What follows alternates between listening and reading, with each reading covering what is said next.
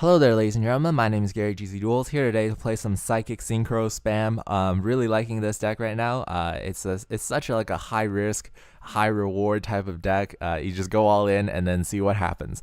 Now my opponent's playing Bujins, which I feel like it's kind of like a soft counter to me because if he goes first, he has back row. I'm unable to do anything. So hopefully I can get rid of his Yamato as soon as possible. So what I decide to do, because Yamato has 1,800 attack, I can just pay basically 800 life points to shrink my deck by 2. That's worth it.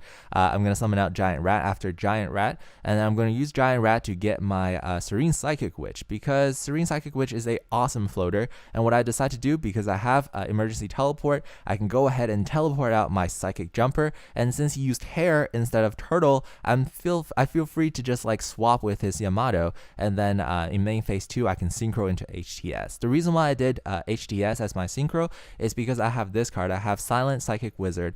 HTS happens to be a psychic monster, so in case it gets destroyed, what I can do is revive it with the effect of Silent Psychic Wizard, and I can synchro my Psychic Wizard with my emergency teleport, blow up the field with Black Rose, and then get my HTS out. But my opponent used Dark Hole, and so that was kind of sad.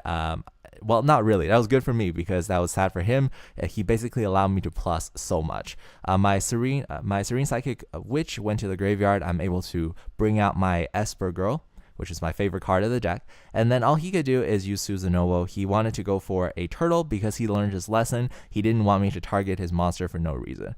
Now I summon out my Esper Girl, and I'm going to banish the card on top of my deck with Esper Girl's effect. When I tribute Esper Girl, when it's sent to the graveyard, I'm able to add that target to my hand, and then I can use my Overdrive Teleporter. The reason why I went for this move is because I felt like it was safer, kind of, because if I went for Black Rose, I would have used my normal summon, and I would have, blown up 2 things on the field, but at the same time, his Susanoo wouldn't die because he has a Hare in his graveyard, so I felt like this was better. I would still bypass the back row to some extent with my Barkion because I can just negate the traps, and then when I use these 2,500 monsters to attack, I would be able to destroy it because he will block with 1 Hare, and then the other one will destroy his Susanoo, no problem. Now I do have back row support. Hopefully he won't draw into something like Bujin Carnation, and just like, okay, so he has 2 Missile Space Typhoon, so I lost both my back row, so I'm really afraid